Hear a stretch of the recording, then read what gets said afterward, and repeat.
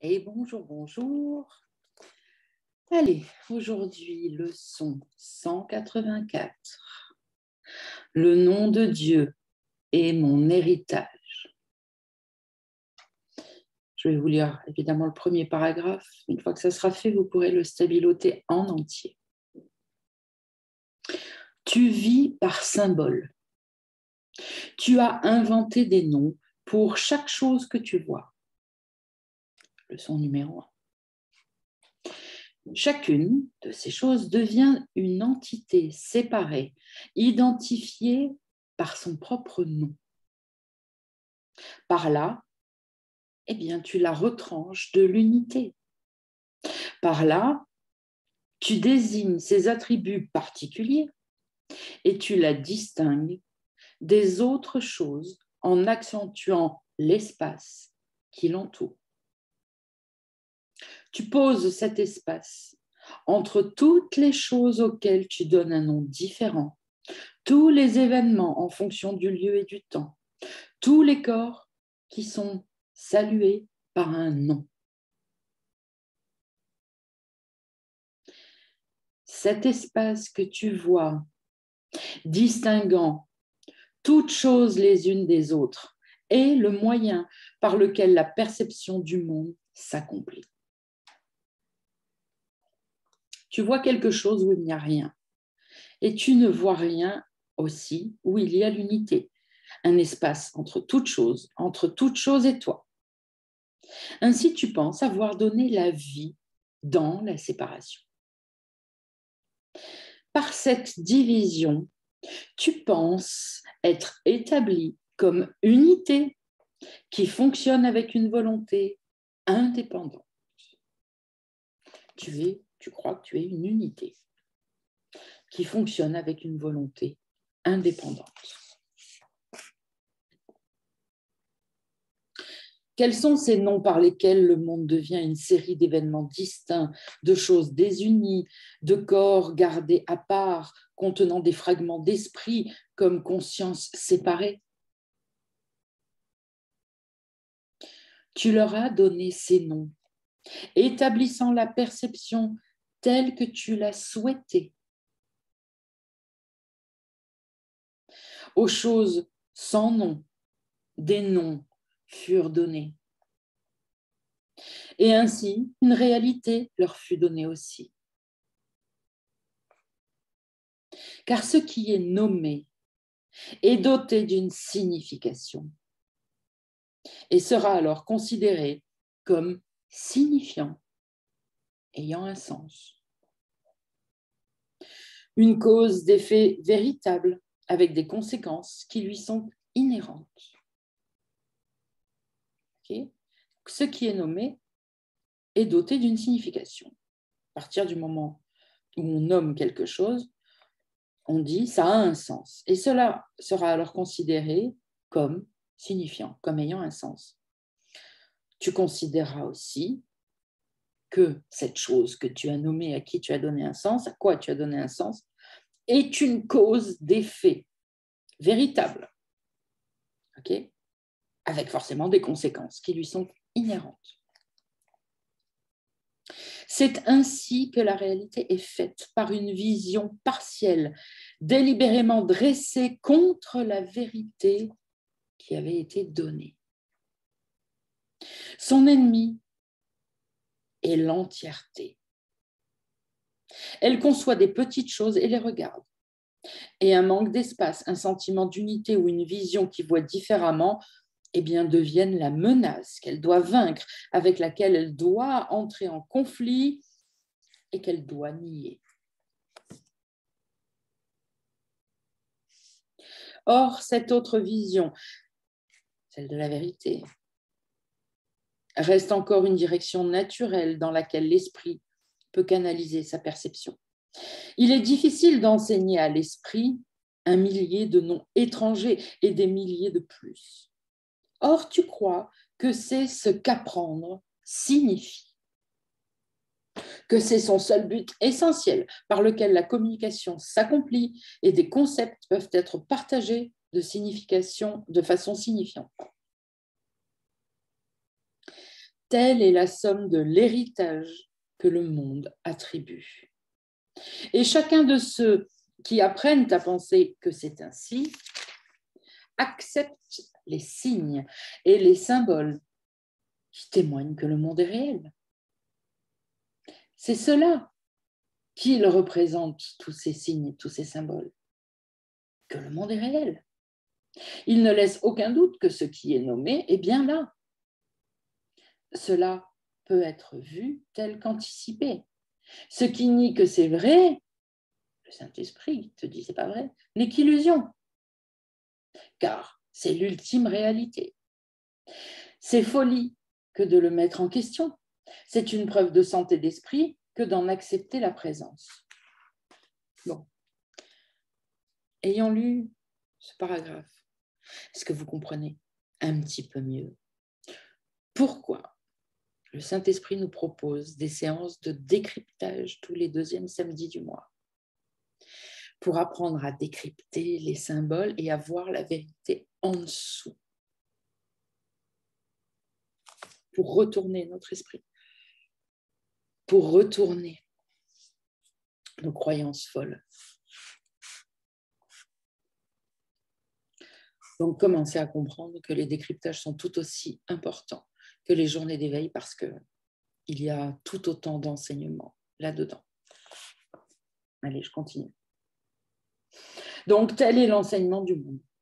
C'est une phase d'apprentissage par laquelle tous ceux qui viennent doivent passer.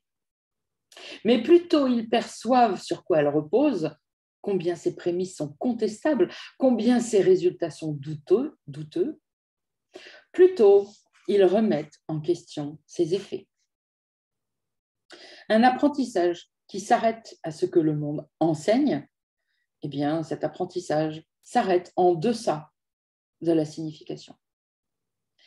À sa juste place, il sert de point de départ, d'où un autre genre d'apprentissage peut enfin commencer, où une nouvelle perception peut être gagnée et où tous les noms arbitraires que le monde attribue peuvent être retirés au fur et à mesure qu'ils sont mis en doute.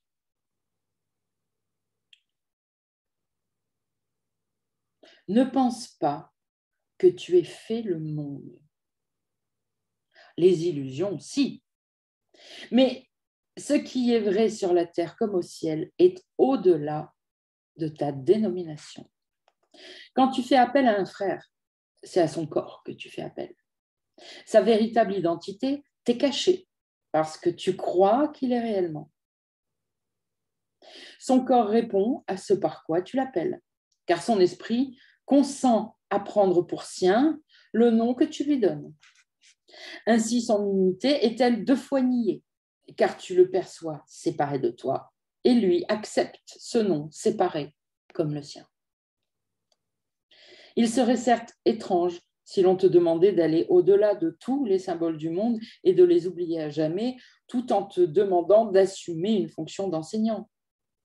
Tu as besoin d'utiliser les symboles du monde pour un temps. Tu as besoin d'utiliser les symboles du monde pour un temps, mais ne te laisse pas tromper aussi par eux. Ils ne représentent rien du tout. Et durant les exercices, c'est cette pensée qui ne représente rien du tout qui t'en délivrera. Ils deviennent de simples moyens te permettant de communiquer d'une façon que le monde peut comprendre. Mais tu reconnais que ce n'est pas l'unité où la véritable communication peut se trouver. C'est donc que tu as besoin chaque jour d'intervalles durant lesquels l'apprentissage du monde devient une phase transitoire, une prison de laquelle tu sors dans la lumière du soleil en oubliant les ténèbres. Ici, tu comprends la parole, le nom que Dieu t'a donné, la seule identité que partage toute chose, la seule reconnaissance de ce qui est vrai. Puis, tu retournes dans les ténèbres, non pas parce que tu les penses réelles, mais seulement pour en proclamer l'irréalité en des termes qui ont encore une signification dans le monde que gouvernent les ténèbres. Utilise tous les petits noms et symboles qui décrivent le monde des ténèbres.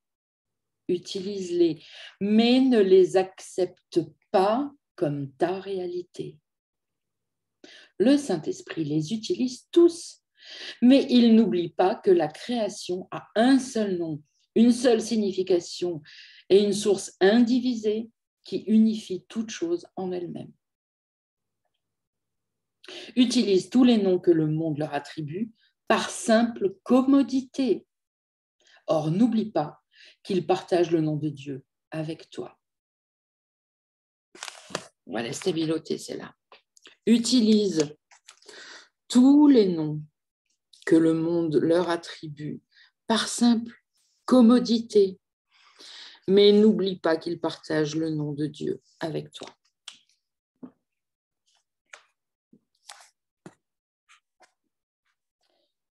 Dieu n'a pas de nom, et pourtant son nom devient la leçon finale qui dit que toutes choses ne font qu'un, et c'est à cette leçon que prend fin tout apprentissage. Tous les noms sont unifiés, tout espace est rempli du reflet de la vérité. Chaque fossé est comblé et la séparation guérie. Le nom de Dieu est l'héritage qu'il a donné à ceux qui ont choisi que l'enseignement du monde prenne la place du ciel. Durant nos exercices, notre but est de laisser nos esprits accepter ce que Dieu a donné comme réponse au pitoyable héritage que tu as fait pour rendre un hommage convenable au Fils qu'il aime. Nul ne peut échouer qui cherche la signification du nom de Dieu. L'expérience doit venir s'ajouter à la parole. Mais d'abord, tu dois accepter le nom pour toute la réalité et te rendre compte que les nombreux noms que tu as donnés à ces aspects ont distordu ce que tu vois, mais n'ont pas du tout interféré avec la vérité. Nous apportons un seul nom dans nos exercices. Nous utilisons un seul nom pour unifier notre vue. Et bien que nous utilisions un nom différent pour chaque aspect du Fils de Dieu dont nous prenons conscience, nous comprenons, donc ça c'était la forme, et maintenant dans le fond, nous comprenons qu'ils ont un seul nom, qu'il, Dieu, leur a donné. C'est ce nom que nous utilisons dans nos exercices. Et par son emploi, toutes les sottes séparations disparaissent qui nous gardaient aveugles. Et la force nous est donnée de voir au-delà de celle-ci. Maintenant, notre vue est comblée de bénédictions que nous pouvons donner comme nous les avons reçues. Père, notre nom est le tien. En lui, nous sommes unis à toute chose vivante et à toi, qui es leur seul créateur. Ce que nous avons fait et appelons par de nombreux noms différents n'est qu'une ombre que nous avons essayé de jeter sur ta propre réalité. Et nous sommes heureux et reconnaissants d'avoir fait erreur. Toutes nos erreurs, nous te les donnons afin d'être absous de tous les effets que nos erreurs semblaient avoir. Alors, nous sommes heureux et reconnaissants d'avoir fait erreur, de comprendre maintenant, aujourd'hui, que nous avons fait erreur. Bah, évidemment, on est content de s'être séparés. C'est vraiment, nous sommes heureux et reconnaissants d'apprendre aujourd'hui que nous avons fait erreur. Toutes nos erreurs, nous te les donnons afin d'être absous de tous les effets que nos erreurs semblaient avoir, semblaient apporter. Et nous acceptons la vérité que tu donnes à la place de chacune d'elles, de chacune de nos erreurs. Ton nom est notre salut et notre évasion de ce que nous avons fait. Ton nom uni dans l'unité qui est notre héritage et notre paix. Amen.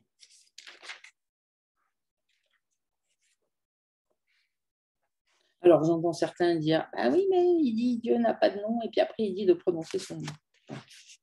On vient de parler des symboles. C'est symbolique. Utilisez le mot Dieu, si c'est celui qui vous convient. Ou Père, fait quelque chose qui est en résonance avec ça. Évidemment, en réalité, Dieu n'a pas de nom. Mais prenez-en un que vous lui attribuez, que vous attribuerez à tous. Ok. Allez, on est dans la série d'exercices. On essaye de ne pas utiliser trop de mots, sauf ceux nécessaires. Donc, je n'en dirai pas plus. Je vous souhaite une bonne journée et je vous dis à demain pour la suite.